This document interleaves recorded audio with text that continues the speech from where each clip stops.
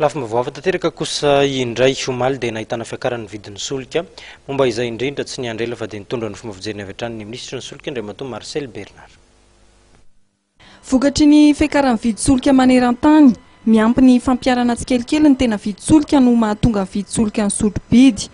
Ny vidy solika eny amin'ny mpanjara sy ny tena tokony ho vidin'ny solika, izay mbola misy elanelany eo amin'ny 700 ariary isaky ny litatra, raha ny fanazavana ny eto ministra ny solitany Marcel Bernard. Izy moa zany araka ny tsapa zany hatramin'izao mbola tsy tratra ny vérité de prix zany mbola tsy tratra, mbola misy elanelany zany ny raha ohatra miditra amin'ny vérité de prix zany mampiatra lalàna izy, mbola misy elanelany any amin'ny 700 ariary zany.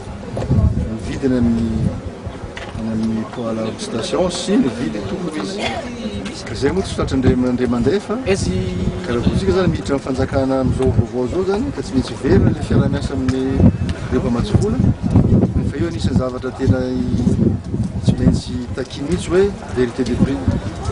Ka noho izany dia tsy atao izay ezaka fiakarana tsikelikely zany raha ohatra ka ilaina. Satria noho izay araka ny sasany zany dia amin'izao fotoana zany betsaka ny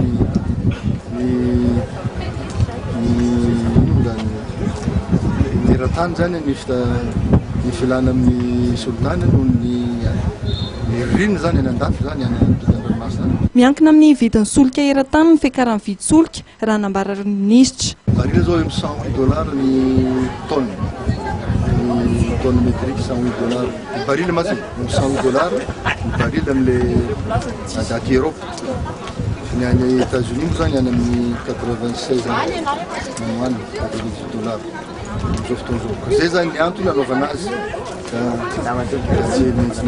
Dirana zay satria misahirantsika raha ohatra andro takiry zareo hoe atao tena anisany conditionnalité le hoe vérité de prix misahirantsika. Samy hafihafa eto fisondrotana teo amin'ny 70 ariary ho an'ny lasantsy ary 80 ariary ho an'ny gazole ary 570 ariary ho an'ny pétrole nanomboka omaly 13 janoary. Amin'izao fotoana izao dia 703 ariary ny litatra amin'ny lasantsy SP 95, 703 ariary kosa ny litatra amin'ny gazole ary 503 litatra ny pétrole. Vidy solika izay raha ny fanazavana dia tsy voatana ny vidiny ary tsy maintsy mbola izy ny fianakarana manaraka. Saingy ankina tanteraka amin'ny vidy solika eo anivon'ny tsena iraisam-pirenena izany.